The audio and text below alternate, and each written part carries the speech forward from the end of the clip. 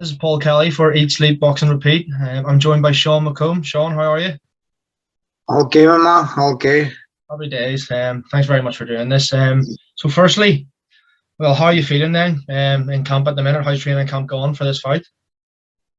Brilliant. Been a brilliant camp. It's been shorter than usual. Having only took the fight like 5 weeks ago, I think I agreed to fight. And you know what? It was a good decision at the time. It was a wee bit him and her hand going to make need longer because of the weight and stuff coming down on the weight. Not so much about the fitness of the like getting up the fighting standard, more just dropping the weight, but it come off me relatively quick, and I'm in great shape now, and the camp up and has been amazing. Happy days. Well, I saw you in the ring in August, obviously, where you outpointed Vicente Rodriguez. It was just over an 8-rounder. So Yeah, you won every round. Was that just a matter of getting back into the ring, getting any rust off, and getting back to winning ways? it was just like obviously it was my first fight with Pete Taylor, and I was coming off the back of a loss, my last fight. As I said before, I said again, like my confidence wasn't shot. It was just more getting get my best attributes back, and that was my fight. As Pete always says, it's a 10-9 round, regardless of what happens or how much action's involved in the round. So you can go in and box and use your boxing ability and your boxing brain to win rounds 10-9, do it without getting hit, getting in, getting out, and again, no injuries, no cuts, no nothing like that. And that's what I try to focus on, and that was the case on the night after a decent win. So what do you think then, having been with him for one fight and a good few months now, what do you think he's added to your game, Pete Taylor? I don't even think he's added to the game. He's just brought me back to where I was near enough.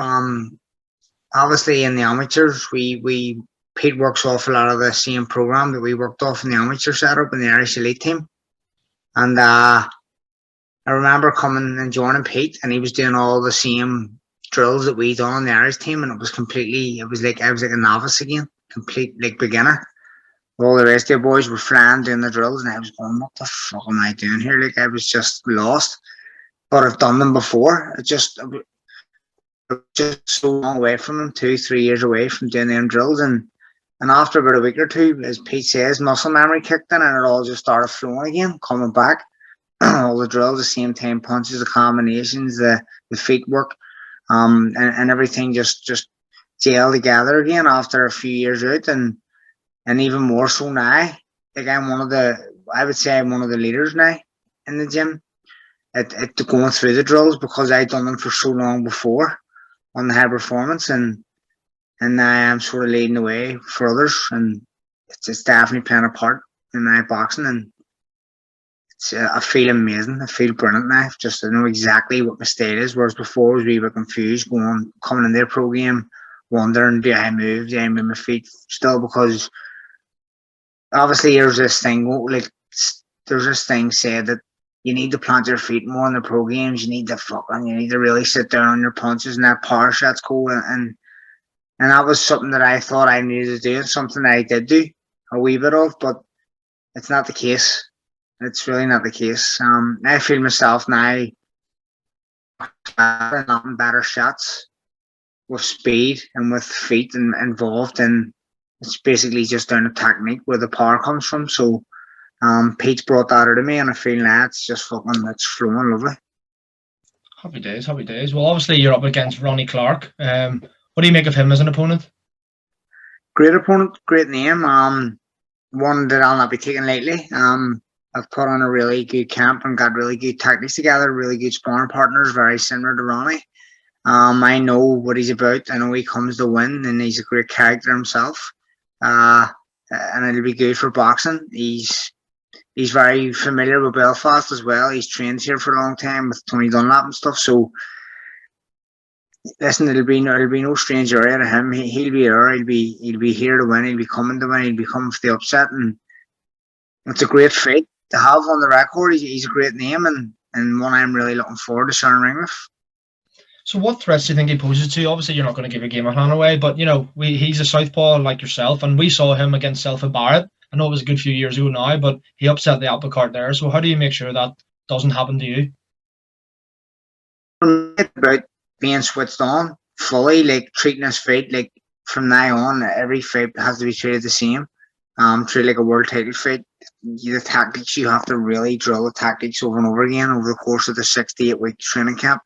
You have to get the sparring partners in to replicate that opponent. You have to, and then again, as I say, muscle memory will kick in, and the tactics will just come off the back of the work you've done over the last 6 to 8 weeks. And that's something I really, really need to focus on. I can make it as easy as I can if I stick to what I have to do, and I've got all the right attributes to beat Ronnie. So it's important for me just to stay switched on and stay focused on what I need to do. You're fighting at the Ulster Hall, obviously on a card full of Irish, Northern Irish, different fighters. It's a relatively small hall. What do you think this experience will be like? Because I imagine the atmosphere will be electric. Oh, it's good. Listen, I've boxed here numerous times before. I've headlined the show here before myself. I know what it's about. I know what it's going to be about. And now I just think with the last 2 years, it will have to be like the first indoor event for boxing. We obviously had the Fela, which was an outdoor event, and the atmosphere was electric, and it was an overwhelming feeling whenever they called like my name out on the undercard, and the roar from the crowd was just, it was overwhelming. And I'm sure the same thing will happen here with an indoor event. Everyone's eager to get going, get the boxing back to Belfast. It's a great boxing city, and I just know it'll be an electric night because there is great fights on, and I'm really looking forward to it. I know you mentioned it earlier, and I don't want to dwell on it too much at all. But having mentioned the Gavin Gwynn fight, what are your reflections on that as a whole and how it played out? My reflection on it is a good thing happened. Like in the long run, something I've really learned from, like just the lifestyle around it, and the training, and the attitude that I have, thinking I'll still win in this frame of mind. Because I've got talent to beat him.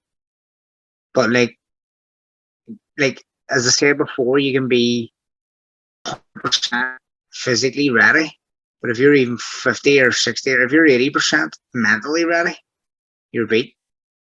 Especially when someone's coming in that ring 100% mentally ready. And I seen that in Gavin. Gavin came, he was 100 miles an hour, he had the hands up, he was celebrating at the end of the round, even though I had won the round. He was showing, he was celebrating as if he won the round. But I know, like I won.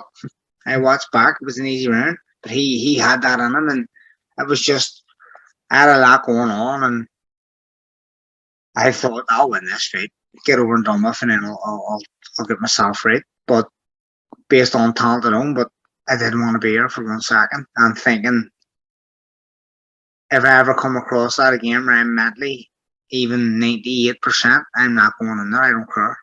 You need to be like, I could have been physically 50% ready and 100% ready mentally and won that fight.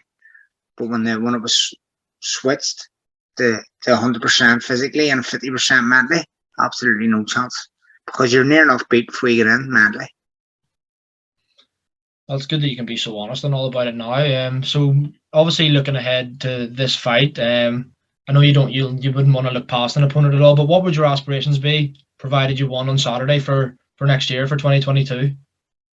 I really want to get back in the mix of, like, I mean, losing that fight set me back so much in my career. Like, I don't belong where I'm at now. I know it. I know that for a fact. Many others know that. But my aspirations would be obviously going in the next year with a title in sight. Either it's super lightweight or lightweight. I'm very open to going both weights. I just really want the opportunity. And it's just unfortunate because, like I seen, like a title became available there, the WBC silver at super lightweight. Which if I hadn't had a fight, I'd have asked to take that fight. It was vacant, a vacant belt that O'Hara Davies had. Something like that to pop up and just get a good belt, and then from there, obviously, just hit the ground running and break into get a good ranking and within the world governing bodies, and just start heading towards where That's like it's the start of next year. I want to start breaking in the rankings. That's exactly it. And if that takes me to have one good big name or a one decent name and around the rankings, then I'll do it because I'm ready. I'm really ready. Like, So do you feel like next Friday it'll be a big advantage? You fighting in your home crowd. I know you said obviously there Ronnie himself is it's not going to be something that he's not used to. You know, he'll be familiar with the setting and stuff. But do you feel like it's a bigger advantage for you, the fact that you're at home, or do you think there's sometimes maybe a wee bit more pressure on your shoulders from being the home fighter? there's pressure on every fight, like because you can't lose. You don't want to lose because of your career. Your career, like I always say, your career is a game of snakes and ladders, and you don't want to fall in a snake and slide back down the ladder again. Or down, no, do you know what I mean? You want to be hitting the ladder and going up, like moving up a pecking order. So there's always pressure that you're trying to do things right to get up that ladder. And with the home crowd, there's a big advantage because you know we're if there ever is a time in a ring where you feel like it's not going your way, that crowd always gives you a lift. Always gives you a lift, gives you a second win, gives you something deep inside you that you forget any pain or you forget anything else that's going on in your mind, negativity. Where it just brings it out of you, it brings the best out of you. And it's especially in the Ulster Hall because it's such a small venue where the atmosphere is right on top of you with the balcony and stuff. It's absolutely phenomenal. And I fought a guy Dominguez, Emiliano Dominguez, an Argentine guy, and he dropped me a body shot, just skinned me, and I went down and took a knee. Being smart, played it safe, and the crowd just cheered me back on the feet within seconds, and it was just gone. Like the feeling was just away. It came and went, and I was like moving, boxing, going, why did I even take a knee there for? I didn't need to, but I just done it out of like safety, and but the crowd just lifted me straight back to my feet, and it was just as if it never happened. It was unbelievable. So obviously we're about 10 days or so out now from the fight. How does this final week, a week and a half, look for you? Is it just a matter of more? I know you mentioned cutting the weight and stuff there earlier. Is it just more of that? Like how does it look now from now until fight night for you? This week now is all dynamic. It's all explosive work. I have my last spar tomorrow. I'll do 6 or 8 rounds, probably high intensity, different opponent. Every round or every 2 rounds, fresh opponents. So they're coming in 100 mile an hour, and I'm working at 100 mile an hour, just a high speed, high tempo. That'll be my last spar camp. Everything else will be dynamic. So it'll be explosive weights, explosive sprints. Just all the fast stuff, short and fast. And then next week, start Monday or maybe Sunday. I'll just start with the weight loss, and that will be just slow and just taper right down with slow intensity work, taking the water out, taking the fiber out, and taking the carbs out to help make that weight. And then obviously you weigh in, refuel, and your whole mindset changes. You're just on the fight now, focused fully on the fight. It is. You've probably been asked this a million times before, but I'm not too sure myself. So I just wanted to ask, where does the nickname come from? How did that ever come about? Yeah, I've been asked. I always get asked it. Just in Australia, it was at the Commonwealth Games, 2018. I was team captain, obviously, and I was in a nightclub and got arrested. I met up with a few mates from back home, and whatever happened. I don't know, but I was in a nightclub. I was blacklit, and then I got fucked out, and I went round to the front of the door. Because none of my mates knew I was fucked out, you know what I mean? So we were all standing there, probably dead have been there all night. Mm-hmm. And I was ringing, none of them were answering the phone. So I just thought, fuck it, I'm going back around to the front door, see the wait on these coming out. And then the doorman were fucking about. So you have like accreditation to get in there to a village, just like a passport. You need it to get in there to the athlete's village. So I had that on around my like neck, and the guy, one of the doormen, kept asking me what sport I'd done. I wouldn't tell. And then he pulled it, and I pushed his hand away, and then a fight broke out. And before I know it, me and these fucking doormen rode the floor, taking ahead of each other. And the cops came, fucking lifted me and threw me in a cell. charged me with we're causing public nuisance within the area. They've barred me from Broad Beach area, surfers parties and Gold Coast, so I was barred from everywhere. It's electronic system, so I couldn't get into anywhere no matter what. So you have to scan in there of every nightclub with your passport, and I was barred from the whole area for fucking 2 weeks and got fined like $765. So I just, well, and then back home, all the lads was on the news, obviously BBC, and it was all over the news. Back home, it was all over the news and surfers parties and all the lads back home. I got my phone, was up, and I woke up the next day in the cells, and then I got released and got bailed out to someone's address and back home, and who lives there. I went to his house, didn't even know the fella, and then I got my phone on. He gave me a charger, turned my phone on. My phone was going fucking mad, and then I looked at all the lads in the group chat were joking about it, and the name on the group chat was the public nuisance, and it was a photo of me holding like a wee fucking plate, like a parade, half cut. And then from there, it was funny. All the lads were joking about it. They were just like, "You need to change your professional boxing name should be public nuisance, and I just stuck with it. That's brilliant. At least you've got a brilliant story behind your nickname now. That's class. Yeah, 100%. So finally, Sean, what can we expect from you come fight night? You know what? A very, very classy performance. I'm gonna go in and just enjoy it. I'm gonna be very professional with it. I know my game plan, I know my tactics, I know exactly what I need to do.